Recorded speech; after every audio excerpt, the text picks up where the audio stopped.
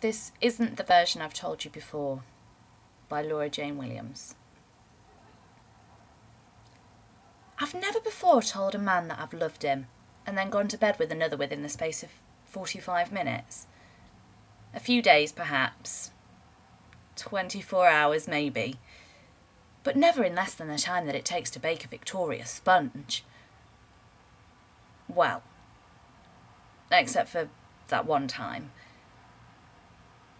We were in the kebab shop. Keely kept telling me that I'd be all right. I hadn't told her much about what had just happened, except for the fact that just as I was about to bare my horned, blackened soul to Mark, I had to interrupt myself to explain to him that, no, I didn't think that I could go and ask the blonde in the polka dots for a light so that he could navigate himself close enough to get a whiff of her hair, which he supposed smelled like Maldivian melon and the sweet promise of fantastic head.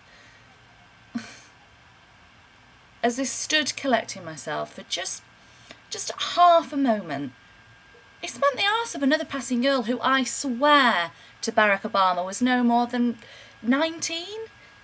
I mean, I've got ingrowing pubes older than that. I vaguely recognised her from finance, and it was like watching bloody Lady Diana look up from under those lashes, all coquettish and coy and come to bed. I'm surprised she didn't just take her bra off right there and then, or that he didn't do it for her. I should have just done it. I watched him wink at her, and she giggled back, and it was like a Cinquecento had been backfired into a bowl of blancmange, and I just thought, you cheap slag. I knew I would be all right. But Keely kept repeating herself at me, and all it made me think was, well, actually, no, I'm not all right. What with trying to preposition Mark in the middle of the work do, after harbouring this growing pit of thirst and hunger and other third world afflictions for his love for 4 years. I couldn't even look the little Nepalese man in the eyes who took my order for cheesy chips, hold the salt, extra mayo.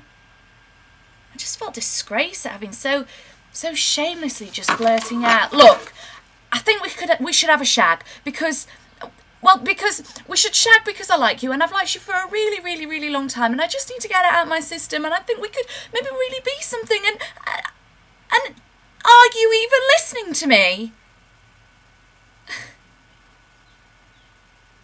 He sort of half-heartedly pulled his thoughts away from the little Italian motor and as an afterthought dragged his eyes away. It was the most agonising 3 seconds of my life. Big pools of galaxy that they are. The way that they view everything with this look of intent, this concentration, this passion. His left eyebrow twitches a little bit, sexy as you like. It's like a baby oil rub down when he looks at you. I had to ask him if he'd heard me, and he just stared at me all half smiles and Adonis attitude. Well, I said, knowing full well that if you have to ask the question, you're probably not going to get the response that you want. But I panicked. I really, really needed to have sex with him, if only for the very fact that I'd spent 50 quid on that Brazilian wax, and I wanted my value for money. He offered to help me find the rest of marketing on the dance floor or go and get somebody to come out to the smoking shed to me. He was looking at hot pants when he said it. Couldn't leave me by myself after all this, he said. He licked his lips at her. You're all right, I said. And he left me there with my humiliation, cold minge and a depleting supply of Marlboro menthols. My order was called in the chip shop and I stood up. The guy next to me said something about his mate having a broken heart. I wasn't listening. I collected my chips and turned round and then had a look at them both. A broken heart, I said finally. I know how you feel, love. I'm broken too. It wasn't bad to look at. Dead tall, sandy hair that was trimmed on this straight line on the back of his neck. I normally go for dark-haired blokes. Dark-haired blokes that look as though they've been circumcised. It's a sort of talent that I have, spotting the ones that have been cut. It's amazing how many guys don't have a proper wash around the foreskin. He didn't say a lot. I talked at him mostly. Knew what it was like, I said. How long had it been? His missus had left him that day. 7 years they'd been together and she upped and left.